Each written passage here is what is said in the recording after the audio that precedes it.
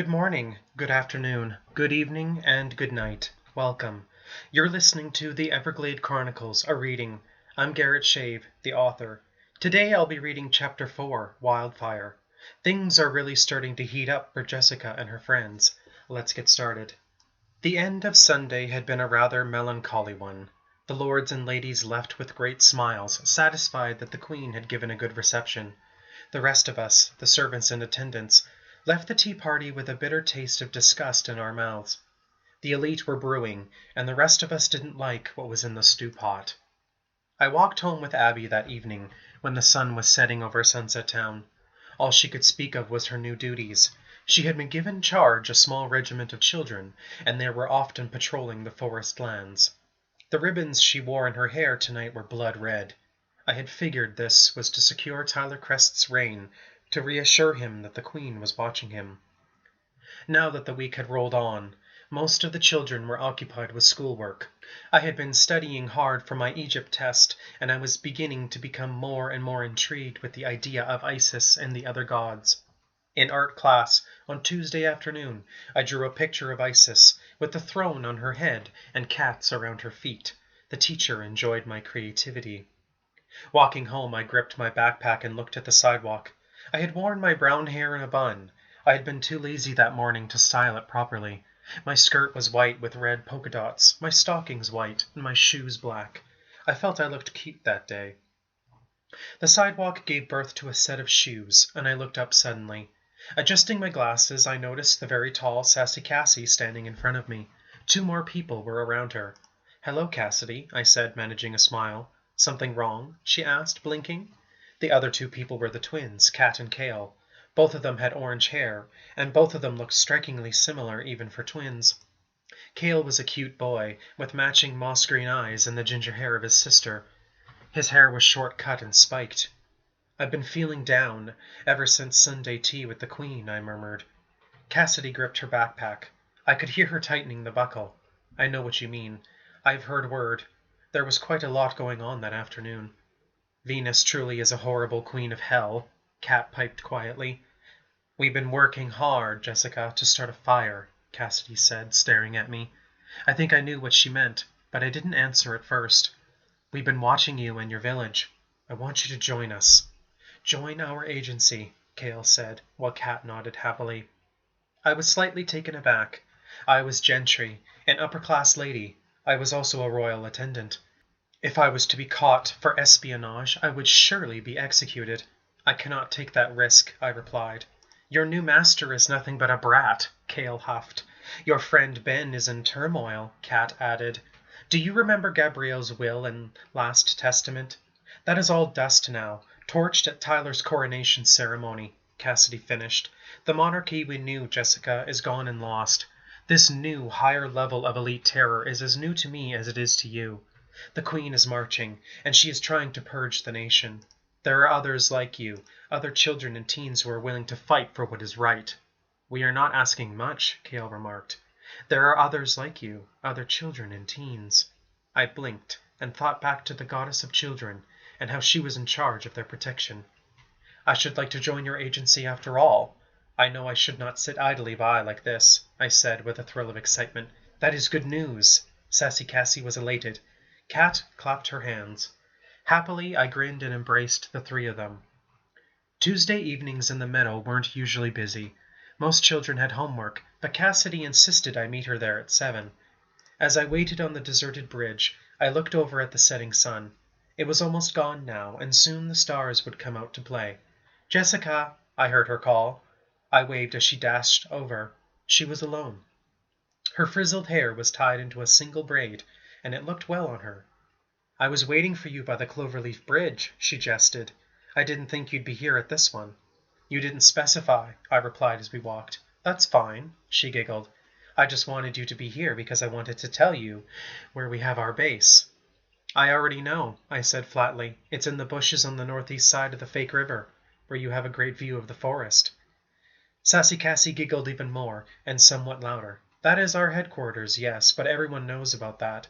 She stopped and looked around. "I suppose it was better that we met at the Bermuda Bridge." As you know, when you follow the Birch Trail, there is a small soccer field bordering Empire Avenue called Everglade Junction. If you've ever noticed, there is a small sand dune with pine trees in the southeast corner. I think I know where you mean, I replied. I had to think, but I was quite sure I knew the locale. That is where we operate sometimes, she said, putting her hands on her hips. She looked over at me and smiled. There is something you should know about me, Jessica. The identities of my agents are classified and I don't put them in jeopardy. I take the fall so they don't have to. That's why I'm always in jail. I'm taking the fall to protect my agency and my agents. You must know that this is strictly confidential. You must not tell anyone. Not even your sister. Not even Ben. How noble of you, Cassidy, I smiled. I shall not tell a soul. She nodded, and together we watched the sun finally set and the stars come out. When Wednesday arrived, I took a trip to the island. The school week kept most of the children away, but a few of them were busy at work.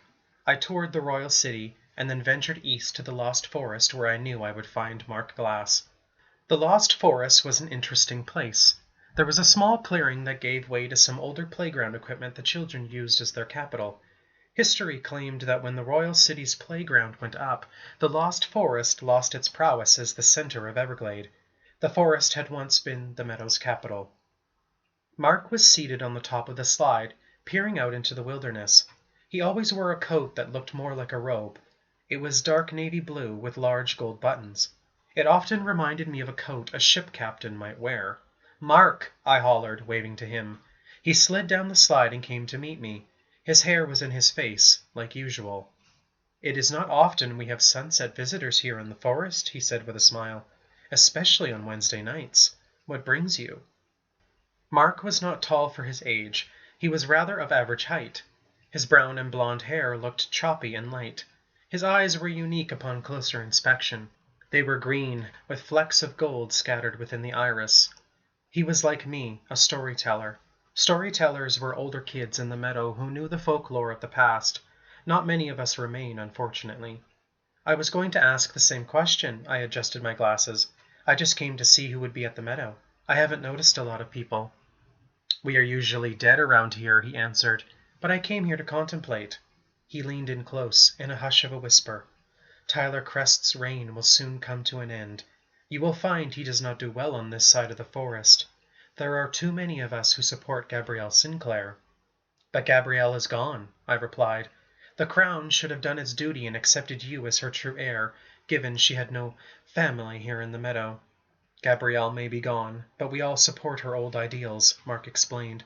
"She was planning something big before she left, and it is a darn shame that she had to move before she was able to see her plan come to life. Now that I sit here powerless, I am unable to bring her final wish to fruition." I pondered for a moment, considering what Gabby could have had in mind. What was she planning? "I've already told you," Mark replied, folding his arms. "Wildfire." I was shocked. I gasped. "You are planning on burning the meadow down?" Mark Glass laughed, almost too loudly. "If you recall your English classes, the word wildfire in this context is merely a simile. We plan on taking the capital by storm. Our forces will spread like a wildfire and extinguish the Queen's awful reign." "So that is what Gabby was planning," I replied quietly. Mark nodded and kept his hands at center. She was a pure revolutionary. He looked around, seeing if there was anyone there. Knowing Cassidy, there was likely someone in the bushes. I pretended not to notice his anxious behavior. "Keep quiet about this, for the time hasn't come yet. Those who support Gabrielle support a true and noble cause. I can only hope that someday she will return." "You are placing false dreams into your idol, Mark," I said. "It is up to you and the resistance to vanquish the Queen. I should like to help." "Please," Mark gestured, "in any way you can. I shall see what I can do." It was mid-afternoon on Thursday when I remembered what tomorrow would bring. Friday was early dismissal day, so everyone would be at the meadow. It would be a defining day, I thought to myself. I sat in the library, reading about Isis, when a familiar scent caught my nose. It was like redwood mixed with licorice. I turned sideways and was greeted by none other than William Shepherd. My eyes grew open, like a flower in bloom. My hands were shaking, but he was perfectly still. He was still a rugged beauty, an older version of our new Duke, Hudson. He had short-cut brown hair, a muscular figure. I always loved the fact that he wore cologne. "William!" I managed to say. My mouth was dry. I had not laid eyes on the fool since last season, when he was our duke. "Fancy I would find you here reading books," he said sarcastically. His voice had lowered, a sensual baritone. "I have an assignment about the pantheon of Egypt," I replied. "I came here to study." He took a few moments to simply admire me before replying, blinking intently. "How is your sister?" "Abby? She's fine. She's a general I stopped halfway through. William would probably think me thoughtless to mention the meadow game, especially since he had lost interest. Instead, William looked at me with a smile and continued to stare for a moment. "How is the meadow?" he asked at last. He took a seat beside me, and I formally explained to him all that had happened since his exit last season. I told him about Caitlin's plan with Tyler, how Mark had been screwed out of his inheritance, how little Hudson Shepherd was becoming a little rascal, and finally about the abolishment of mayoral elections. Throughout my entire speech, William didn't seem at all that interested. He smiled and nodded, and that was about it. I felt silly after my story had ended. He was entirely disinterested. "It's hard to believe that you're still hanging around that place, playing that game," he said calmly. I blinked with disbelief. "It's because I care, Will. I care about what happens to those kids. Unlike you, who exited stage left and never gave a care for an encore." Will rose from his chair. "I'm too old for such things, Jessica. I'm more focused on my schoolwork, girls, and hanging with my older friends." "Then I suppose this is where we part ways, Will." "Jess," he almost pleaded, "you're a smart girl. You're very intelligent. You should get out of this and do something with your free time.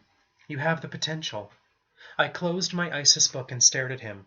"I am doing something with potential. I am having a good time, and I am helping those who need it." "Fine, have it your way," William replied sharply. "Go off then, Will.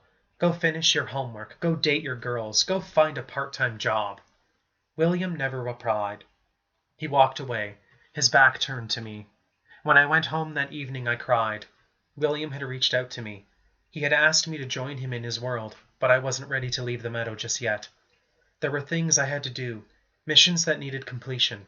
I couldn't leave Ben all alone in the meadow, or Cassie alone in jail. Most of all, those little children who farmed our fields needed a strong leader. I opened my closet door and found an old dress I used to wear as a child. It was black silk mixed with chiffon. I took one of the sleeves and cut it right off. Taking my scissors, I sliced 2 holes in the fabric to fit over my eyes. I tied it around my head, creating an eye mask. Next, I took the other sleeve and cut it into 2 long pieces. I tied those pieces around my wrists, leaving a little bit of silk to flow and float as I danced and ran. I ran my hands through my hair and pulled equal amounts sideways, forming pigtails on either side of my head. I tied them together with bits of black silk. Jessica Walker never wore her hair in pigtails, so I would hardly be recognized. The old gentry royalist Jessica Walker had disappeared the moment I stole some of my mother's red lipstick and applied it. I looked fanciful, dangerous, and mysterious. I stood in front of the mirror and admired what I had created. My eyes looked sultry behind the black silk. I puckered my lips, revealing the true red of the lipstick.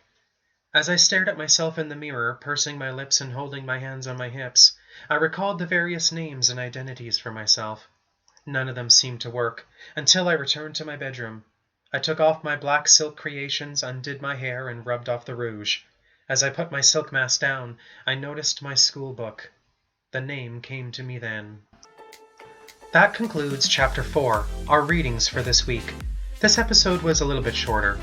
Join me next time when we start Chapter 5, A Dark Hero Rises. Take care for now. Captures provides the music.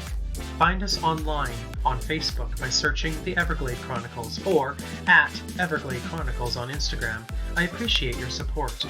If you're interested in purchasing any of the Everglade Chronicles novels, you can find them exclusively on Amazon.